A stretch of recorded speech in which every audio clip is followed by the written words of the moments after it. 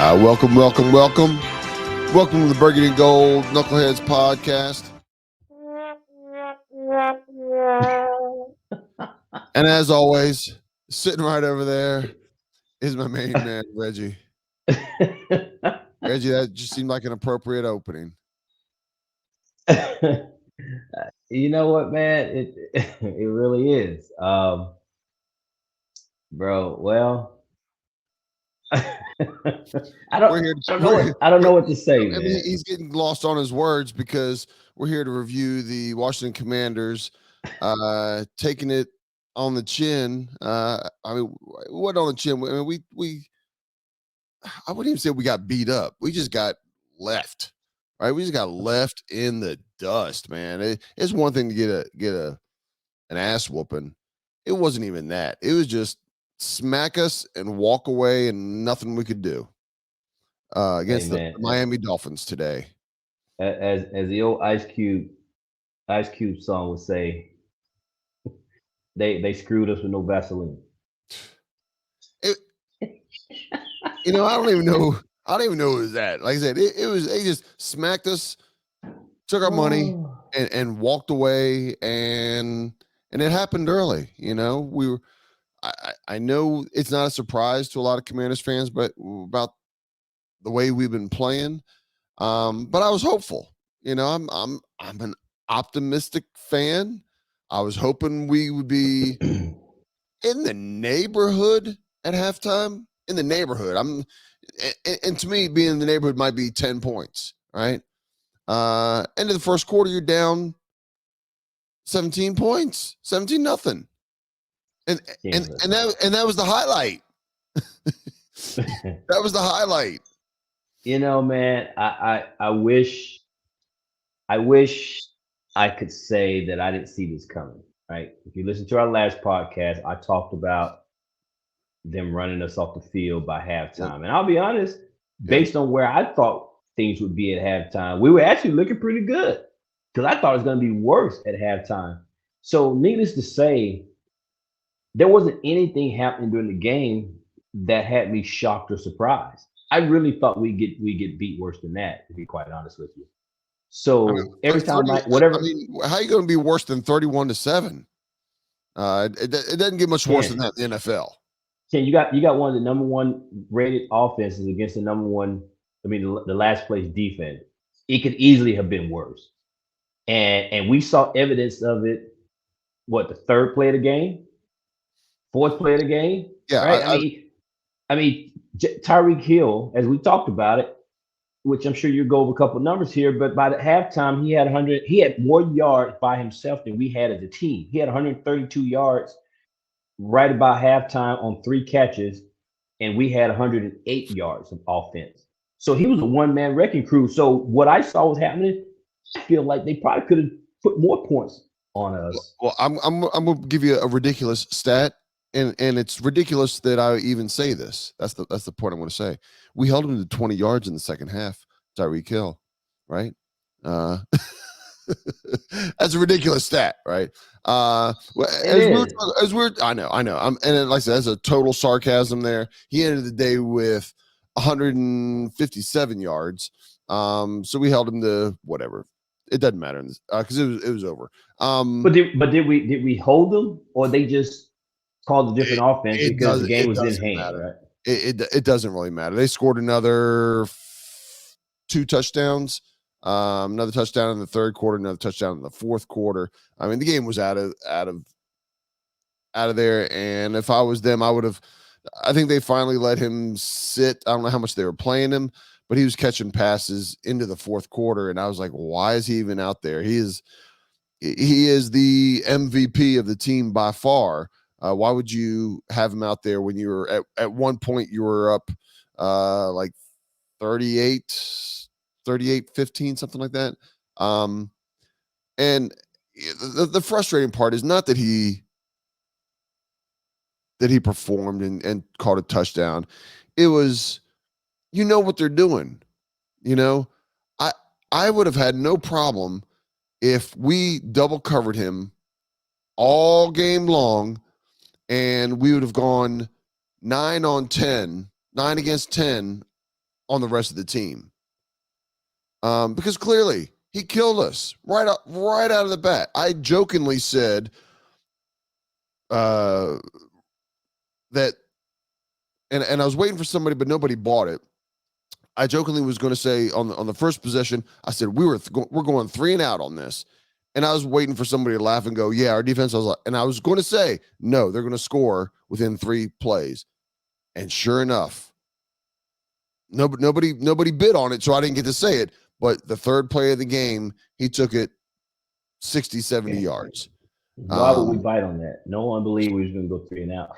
I know, but I expected somebody to say something sarcastic, right? Like, "Oh yeah, what are you smoking? What, you already been drinking this early? Whatever." And I was going, I didn't say we were going to get off because of a good reason. Might be getting off the field because of a bad reason, and that's exactly what happened. Oh man. So yeah, they ended up with 400 yards of offense, 45 points. It's not a big surprise. One of the stats that I looked at that I thought was a little bit of a surprise was everybody claims that Sam Howell gets a lot of yards because we're losing by a lot. Well, that wasn't today. He was 12 of 23, less than 50%. Well, I guess 50%, a pinch more. Sorry for the mathematicians out there. But he only passed for 127 yards total. He didn't get garbage yards, right? And so he had 23 attempts, 3 sacks. So it's 26 attempts total the whole game. We ran the ball 28 times. We actually rushed the ball more than we passed. I believe that's the first time this year. I'm sure that's the first time this year. I'm sure it's first time. Yes. Yeah. But you add them up, and that's only what 54 plays. That's passing and receiving. And we've seen him throw 50 times in a game, along with a handful of runs. So we only had 50 couple offensive plays because there's a whole lot of 3 and outs. Yeah, man, and a lot of people have said that these last 5 games, this week included, despite anything that has happened in the previous 12 weeks, the next 5 weeks were going to be just as vital and crucial for Sam Howell to convince the next coaching staff, the ownership and the coaching staff, that the investment needs to be in supporting him as opposed to investing in his replacement. Right. With us picking in the top 5, being in a spot to grab a potential quarterback in the first round. And I'm of the opinion that just because you grab a quarterback in the first round, it doesn't mean that it's going to equal to success. Right. And so I'm not quick to say that that's the route we need to go. But despite what I say, you say, or any of us say, it's going to come down to Sam Howell putting on the tape and auditioning for his job to prove to the new ownership to say, hey, don't worry about the quarterback position. I got that part covered. Y'all just need to go out and fill the holes and needs of other places on this team, offensive line, linebacker, places of that nature. But don't worry about the QB position because I got that covered, guys. But going out against a team like this, losing, you're putting up 120 yards or whatever passing in an NFL game. Starting quarterbacks don't typically do that. Right.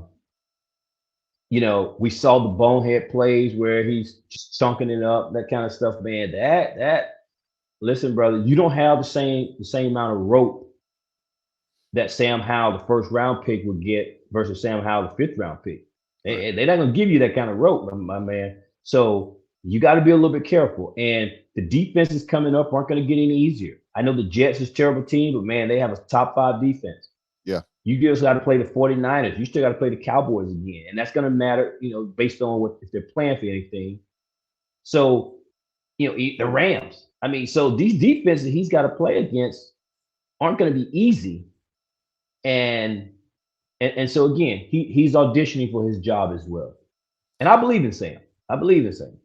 Well, it's funny, talking about this game and people believing or not believing in Sam Howell.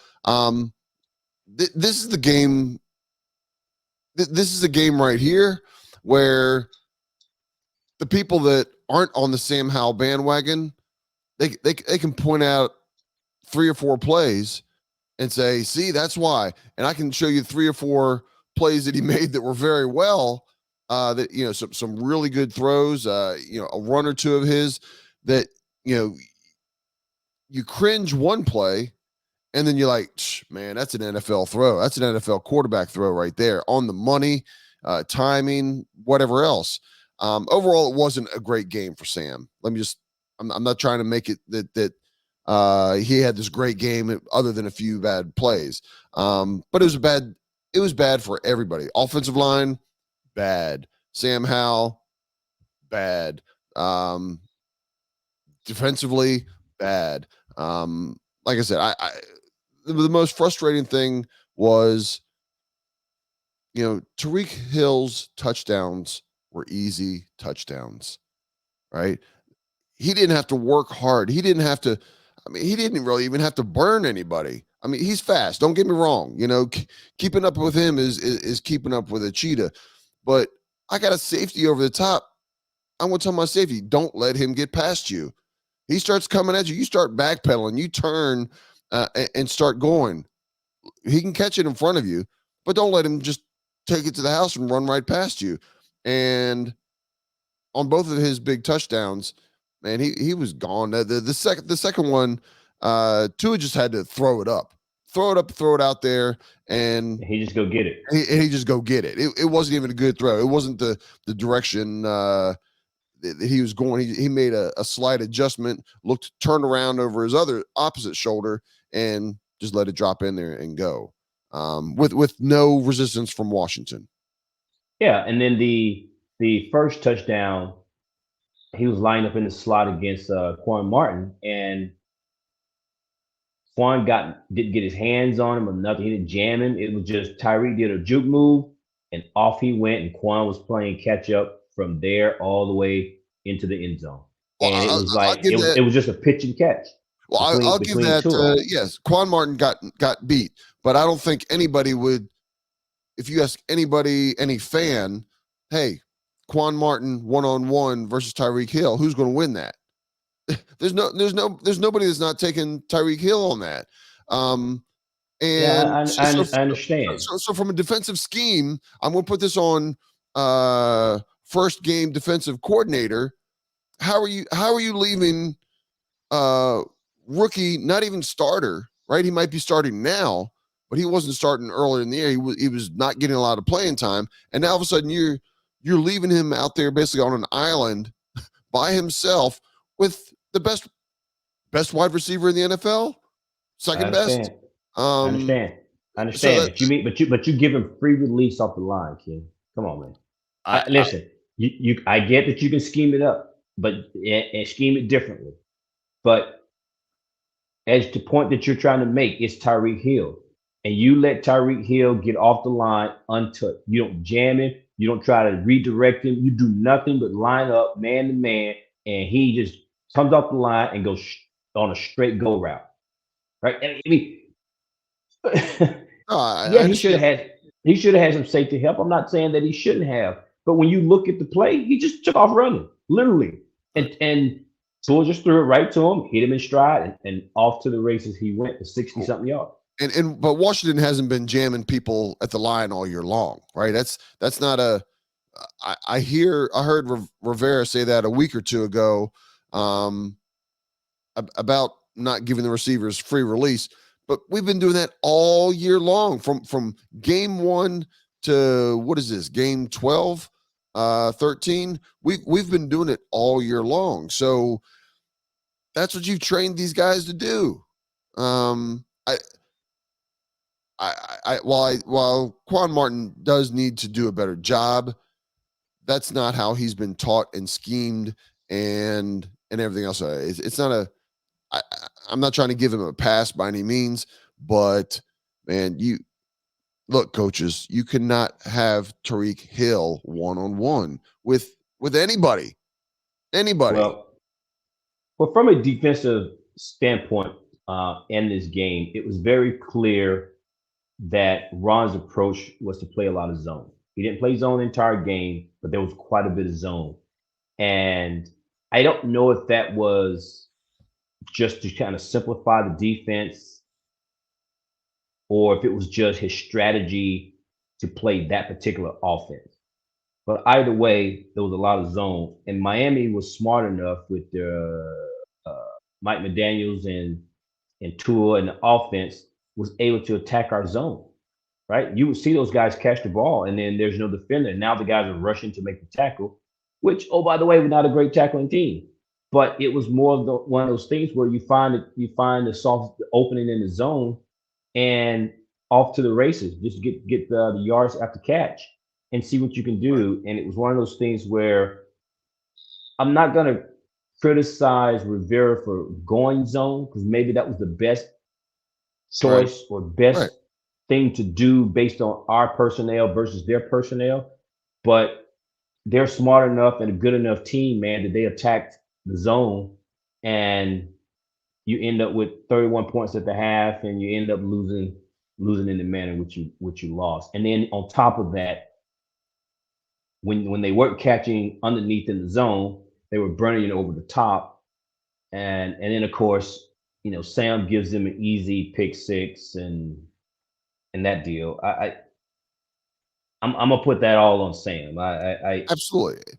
I And don't good hands and good understand. hands by the guy. I mean, not too many people in that situation have hands that just stick like glue. It'd be one thing if he tipped it and then batted it. I mean, he just caught it like a receiver and was gone, man. Yeah, what I didn't understand is clearly it was predetermined that's what he was going to throw because he dropped back, pivot, turn, threw it, and the guy was right in his face, Right. at least right in his line of sight between him and the receiver. And it's like if you're looking or going through your progression, you don't throw that, right? Right. So the fact that he just threw it, it's like that was a predetermined place to go in that play call, in that because I think it was a screen pass, if I'm not mistaken. And Yeah. it's Yeah. like, Basically. come on, Sam. And so that feeds into the point you're making. Any critics of Sam Howell will point to plays like that and go, that's why Yeah. he's not the guy. Right. Right. Right. Um, at the same time, you watch Tua back there, and he had again, he's got some weapons that he's playing with. But another thing that he has is, man, how many times did we even come close to sacking him, putting pressure on him? Maybe only a couple times all game long of pressure. He had so much time back there, and I wish we could have some consistency to where whether it's Sam Howell, whether it's the next quarterback, um, you know, where we've got an offensive line that can, that can consistently give an extra moment of time, an extra tick, uh, not only for Sam Howell, but it gives that extra tick for the receiver to get open. Everybody always puts it Yes. on the quarterback, but it's the receiver who has a 10 and out or 10 yards and in type of play. And I'm just keeping it simple. Sam's in trouble at 7 yards. They don't even have time to make their cut to get open for Sam on some of these routes. And so there's things that start stacking as far as problems when you don't have enough time on your offensive line. Well, absolutely. And so not only do we not have the protection for our quarterback to go through his progressions and allow those things the way Tua had, but the flip side of that is we don't we're still not able to get any pass rush on the opposing Correct. quarterback to disrupt their timing, to disrupt Yep. their Yep. offense. And I know those people are gonna say, well, that's why you don't trade Wade. Listen, that's a whole nother.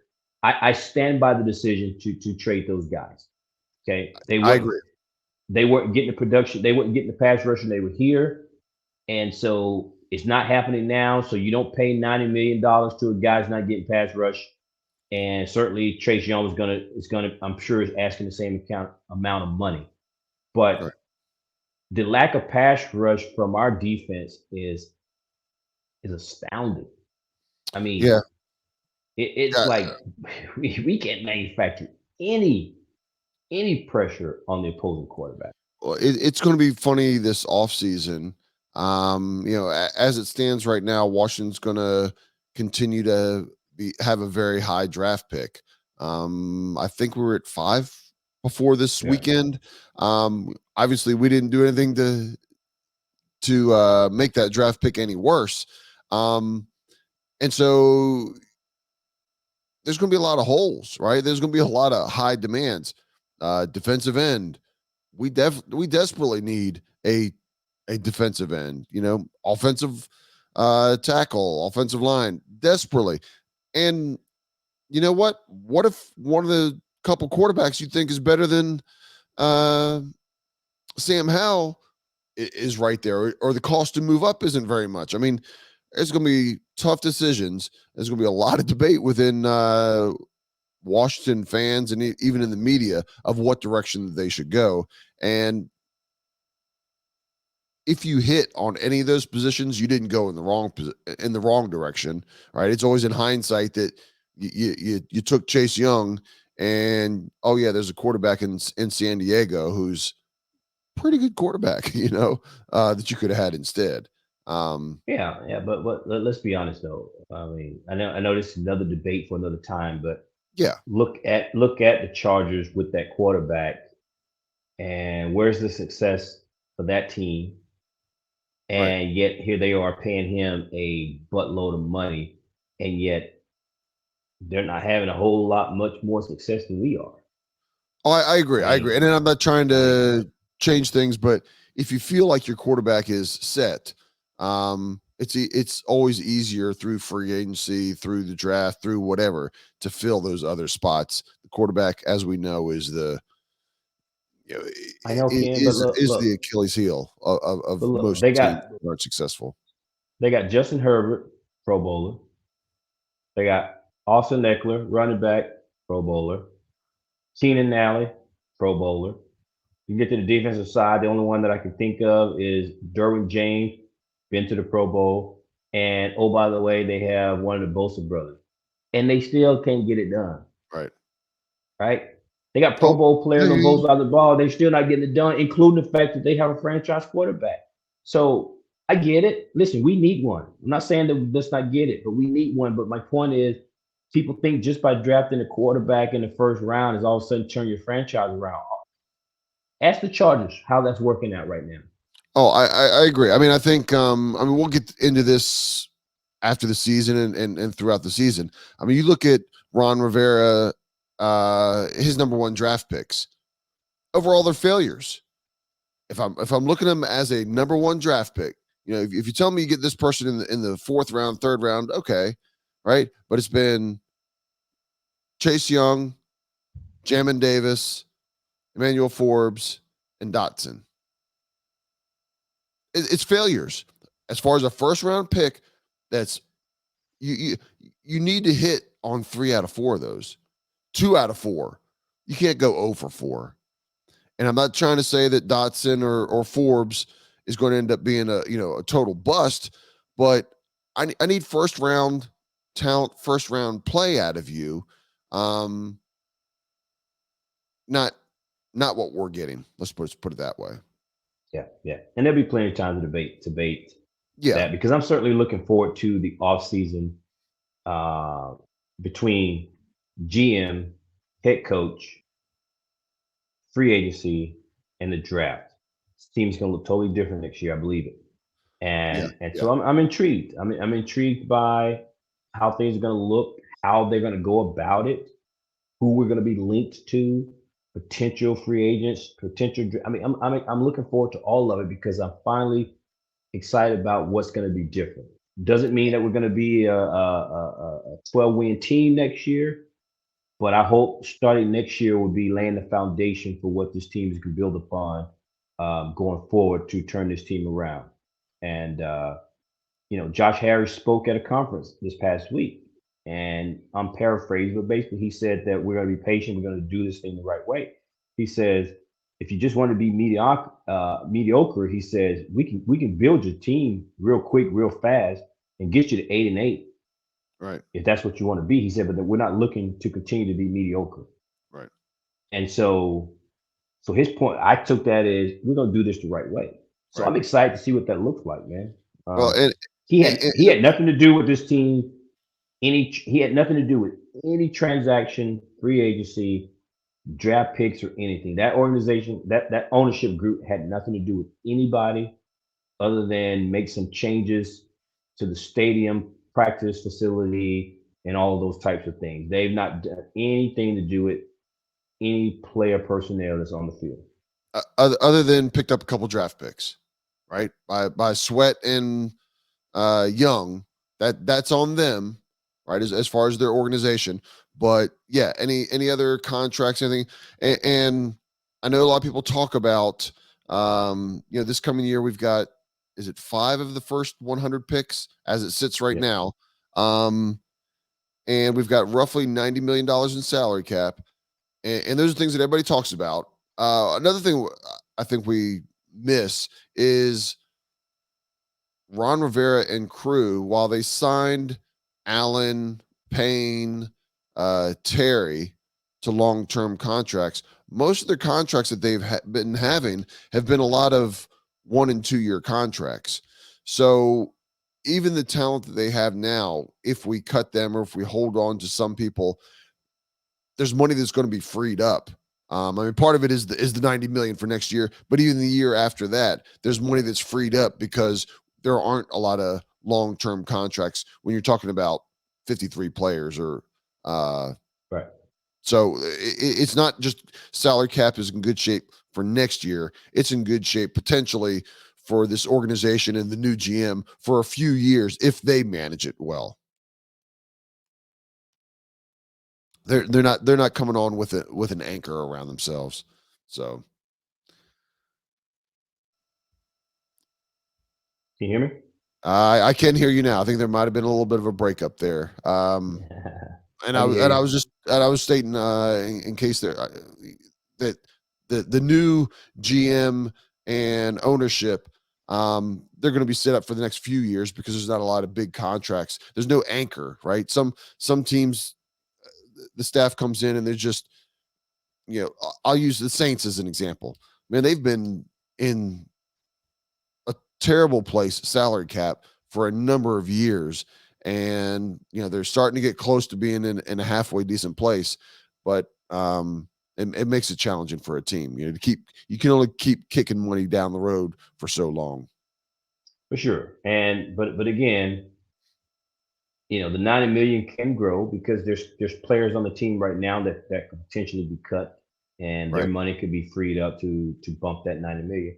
But I want to caution you, myself, and any fan out there that spending that money in free agency, when you start hitting some of the players and giving out the type of contract it's going to require to bring in those big free agents, and 90 million won't go very far. I Right. mean, 90, 90 million will be used up real quick because the kind of people that you're talking about trying to bring in here, especially if you're trying to get some of the top free agents at their respective position, bro, the 90 million won't go very far now. I Well, mean, yeah. Well, you know, successful teams over the long haul start having success in the draft, right? You get some studs that are, you get a stud in the second round, and at least for 4 or 5 years, you're getting them at second round pay. That might be $7 to $10 million, but when that guy resigns, it's going to at least double. And absolutely. if you do that for 2 players, 3 players every single year, that's what keeps your salary cap manageable. Because at some point, whether it's Sam Howell or the next guy, you want to find that quarterback that is worthy of that 40-50 million dollar contract.